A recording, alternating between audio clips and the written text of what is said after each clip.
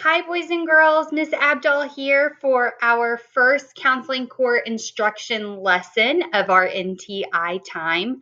This lesson that we are going to do today is called the Yucky Bug, which is a very appropriate title considering that all of this that's going on right now is because of a pretty yucky thing that's going around called coronavirus, or you may have also heard it called COVID-19. And I'm sure that your families have talked to you about what this means and how it can make you sick and important ways to kind of fight this yucky bug. And that's some of the things that we're going to talk about today as well. So, first of all, I want you to take just a couple of minutes, a couple of seconds really, to think about how you are feeling right now. As you're watching this lesson, how are you feeling? Maybe you're watching it first thing in the morning or later on at night and you're feeling a little sleepy. Maybe you're watching this right before breakfast or right before lunch and you're feeling hungry. Or maybe you're feeling worried about what's going on because we're not at school right now. Or maybe you're feeling happy because we're not at school right now and you get to spend lots of extra time at home with your family. Think for just a minute how you're feeling. If you like, when you're finished with this lesson, you can comment and tell me how you feel. This is a story written by the author Julia Cook, and she wrote this story called The Yucky Bug just for students like you to read during this social isolation time. And so this story is so cool and so new that she didn't even have someone illustrate it. She had students just like you draw the pictures. So I want you to listen along as Julia reads The Yucky Bug to you.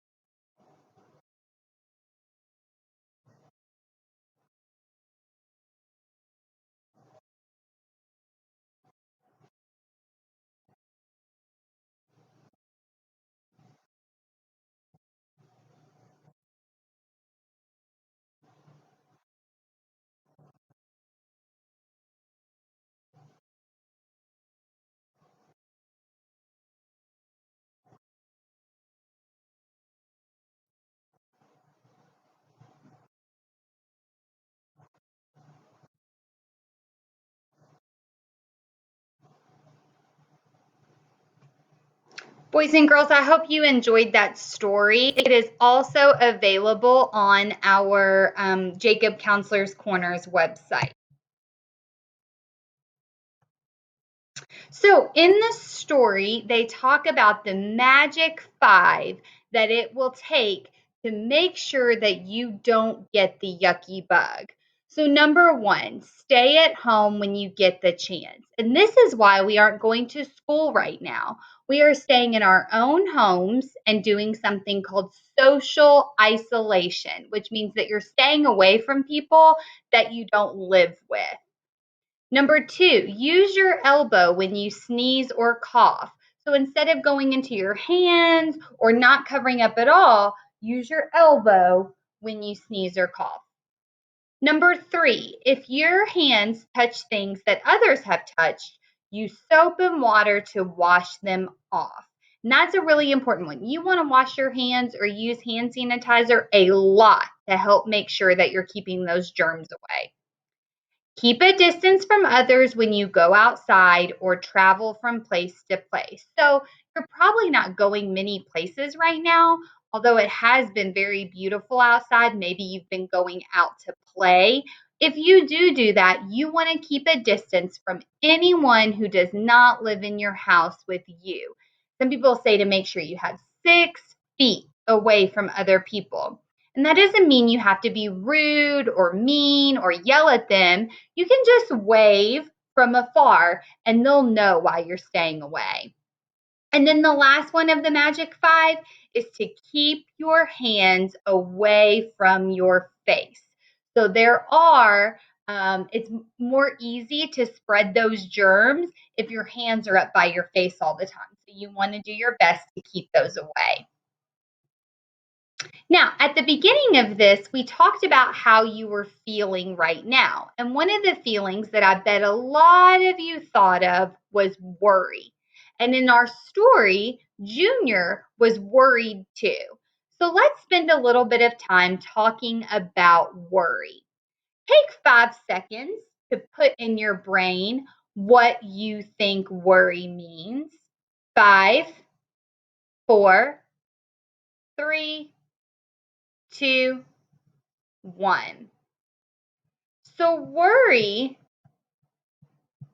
is a feeling that we have when we don't know what's going to happen. And right now, there is a lot that we don't know yet. We don't know when this bug is going to get better. We don't know when we're going to find something that people can take to make them better if they do get it. We don't know if someone we know and love is going to get this yucky bug. So we might feel worried about that. Worries are thoughts, emotions, or images that we have in our mind or feel in our bodies to make us feel distressed. So we might be thinking in our brains of all different things that could happen and all the bad things that might happen. And some of those feelings even go into our bodies, and we might feel it in certain parts of our bodies. And we're going to talk about that a little bit more. Worries can be big or they can be small fears about anything. It doesn't just have to do with this yucky bug. You might have fears of the dark, or you might have fears of certain animals, or ghosts, or monsters, or scary things, or accidents. Fears can be all kinds of things, and those things can cause worry. Or you might be worried about your mom or dad when they go to work, or your little brother who gets sick sometimes. Those are some big fears that you might have too. Worries can take over our minds and make it hard to think or even act. So sometimes we get so caught up in our worries that that's all we can think about and that's all we can focus on is all those things that kind of make us scared. And then worries can give us sensations inside our bodies too. Let's look at some of these different ways that your body might feel worries. So you might get headaches, you might sweat, You might get dry mouth where you kind of feel like you always need to have a drink. You might have a tight, stiff neck. You might not be hungry at all, or you might be hungry all the time. You might feel like you need to go to the bathroom. You might get jelly legs, which means your legs are very weak and kind of shaky. Your body might feel really hot, or it might feel really cold. You might feel dizzy or tired or short of breath. Your throat might feel a little tight, like it's hard to swallow. Your heart might race and beat really fast. You might get an upset stomach or feel butterflies in your stomach. Your hands or your feet might feel extra sweaty. All of these different things are ways that your body might show that you're feeling worried. Something really important to think about when we think about the things that make us worry are whether those things are in or out of your control. So there are all sorts of things that we can find ourselves worried about. We mentioned some of those big and small things just a few minutes ago. Some of these things are in our control, and we have the power to do or change something about it. But some things we worry about, we don't have the ability to control. No matter what we do, we cannot change those things, which really means that there's no reason to worry about them as much. So let's think about that. I want you to look at these two different pictures. So over on the left, we have a picture of some Play-Doh. Imagine that you are moving that Play-Doh. This is like the things that we can control, all right? When you move that Play-Doh, you're able to flatten it up or spread it out or change it into something different. Those are the things that you can control. Those are the worries that you can make positive changes with. Now look on the right side of our screen. We have a rock. Pretend like you're holding that rock in your hand. No matter how much you move that rock or smush it or squeeze it, that rock isn't changing. Those are the things that are out of your control. And just like no matter how much you move that rock in your hands, no matter how much you worry about those things, they're not going to change. So here we have some different pictures. I'm going to click on them, and I want you to say out loud whether or not this is something you have control over or you have no control over, okay? The future. Do you have control of what happens in the future? Your words. Do you have control of the things that come out of your mouth? What others think. Are you able to control what others think about you or think about other things? The way you talk to yourself. Do you have control over the things you say about or to yourself? Where you put your attention. So the things that you choose to focus on or work on. Do you have control over that? Your skin color. Are you able to have control or change what color your skin was when you were born? Sickness. Are you able to control getting sick or other people getting sick? Your behavior. Are you able to control how kind or rude or hyper or excited or tired? Are you able to control your behavior? Your tone of voice. Do you have control over how loud or quiet or mean or kind your voice is to others? Other people's words. Are you able to control the things that other people say?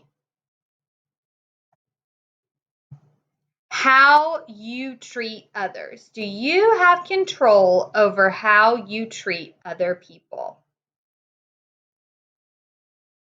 Uh-oh, this one's hidden away. Let me move it. There we go. The past. Do you have control over the things that have already happened in the past?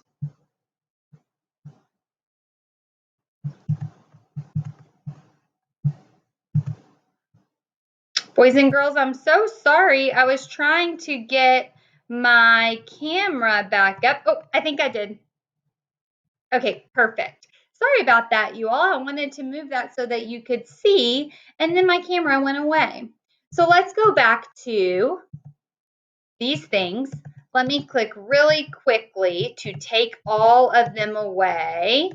And then let's talk about the ones that you are able to control. So remember, this one in the bottom corner said the past. So the things that you are able to control are the things that specifically deal with you, your words, the way you talk to yourself, where you put your attention, your behavior, your tone of voice, how you treat others. Those are things that you can control.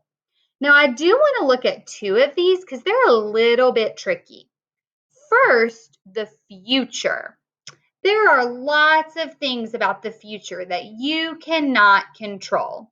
However, you can be making decisions right now that help kind of lead to how your future is going to be. So if you choose right now to study hard and do the best you can in school, then you're helping to get yourself ready for the future so that you can get a job that helps you to be successful and take care of yourself and your family. Another tricky one on here is sickness. There are some sicknesses that we cannot prevent other people from getting. However, if we want to make sure that we don't get the sickness, we can do those magic 5 things that were mentioned before. So making sure that we're washing our hands and not touching things that other people touch, and keeping our hands away from our faces and staying at home. And those are ways that we can prevent sickness, especially right now with the coronavirus. Let's think about some self-talk statements. These are things that you can do for yourself when you want to think about things that might worry you that you can't control, but you want to think about what you can do. So look at this example. I can't control sickness, but I can control if I follow the magic 5. So again, let's think of another example. I can't control what other people say to me, but I can control how I react to them. Take just a second to practice a self-talk statement for yourself. If you have a good self-talk statement, share it in the comments where I posted this video, please. All right, boys and girls, coping skills are the way that you work through and deal with something hard. It usually involves working through some big emotions, and the big emotion that we're talking about today is worry.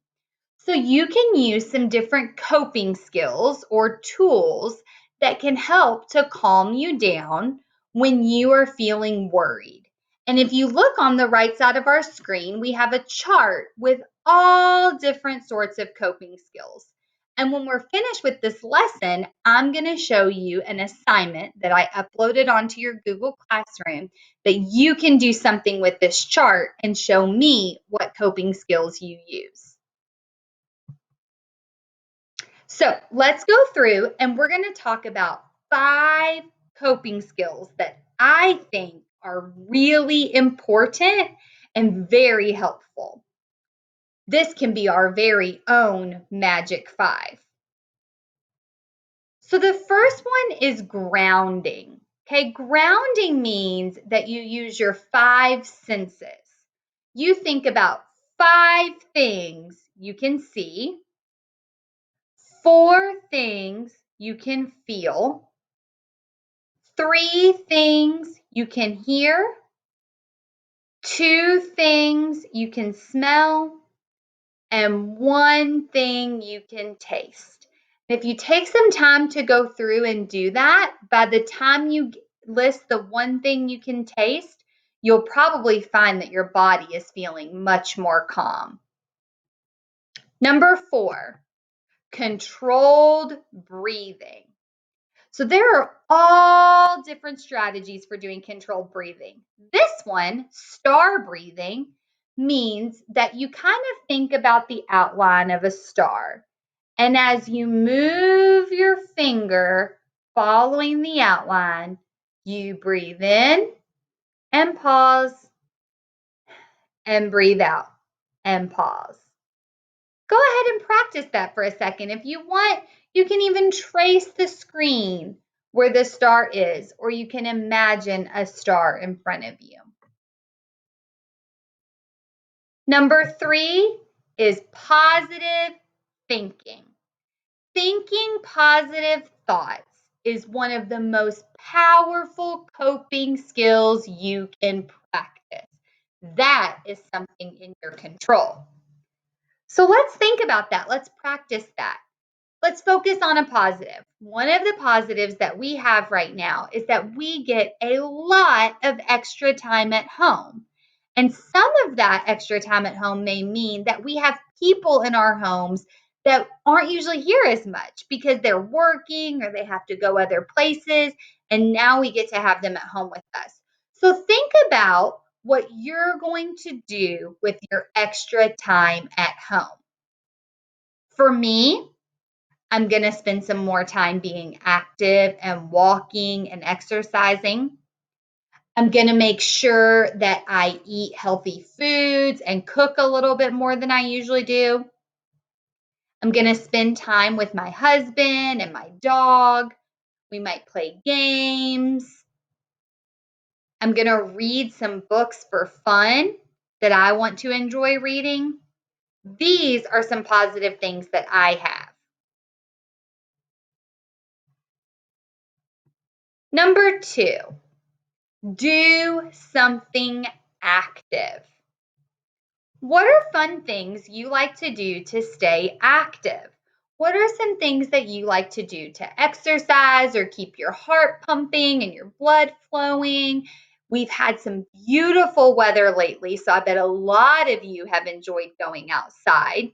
Some of you might like to play sports or run or walk or ride your bike.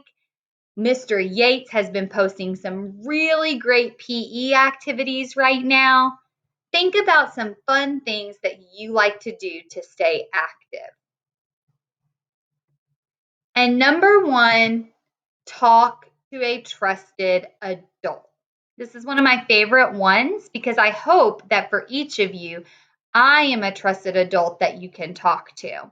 And I also hope that you have some trusted adults at your house that you can talk to as well.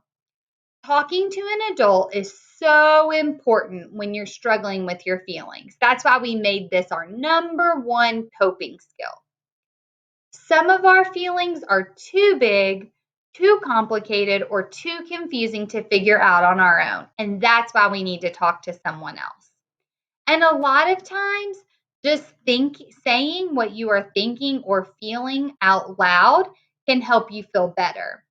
And guess what? I can almost promise you that the grown-ups are feeling some of the same things that you're feeling right now. So talk about it with them. All right, boys and girls, as we finish this lesson, I have 3 things that I want you to remember. Number 1, remember the Magic 5. Those ways to help take care of yourself to make sure that you or someone that you love does not get this yucky bug. Number 2, remember to not focus on things that are out of your control. You don't want to spend all your time worrying about things that you cannot change. And number 3, remember to have coping skills ready and in mind for when you need them. Read this out loud with me if you can. The sentence at the bottom from our Yucky Bug story. You've got this. Together we are strong. Now, I told you that I wanted to show you one other thing when we finish our lesson. So I'm going to exit out of this and I'm going to go to a Google Classroom activity. So I have shared this with every person as an assignment. When I give you an assignment, everybody who turns it in is going to get 100. This isn't a grade that you're going to have on your report card, but I just want to see what you do. So I hope that you'll take just a few minutes to complete the assignment and turn it back into me, because I really want to know what coping tools you find to be most successful for you. So this just has our directions on it. And then if you look at the next slide, you'll see that same coping tools picture from our presentation. And then over on the sides, we have all kinds of check marks. What I want you to do is I want you to drag the check mark over to the coping skills that you find to be the most helpful for you. All right. And it's okay if your check marks don't go all the way in the box. I'll get the idea of where you want them to go. If you have a coping skill that you really like to use, but it's not listed on this form, then put it in the comments on the assignment and tell me what it is. Once you've put your check marks on here, make sure that you submit the assignment so I can see that you're finished, and then I'll be able to comment and give it back to you. Don't forget, if you have any questions, you can email me or you can call or text me on my Google phone number. And you can always fill out the contact form that I've shared in your Google Classrooms or that's on our counselor's website. I hope that you've enjoyed this lesson. I can't wait to hear from some of you and to see your coping skills that work best for you. I'll talk to you soon. Bye.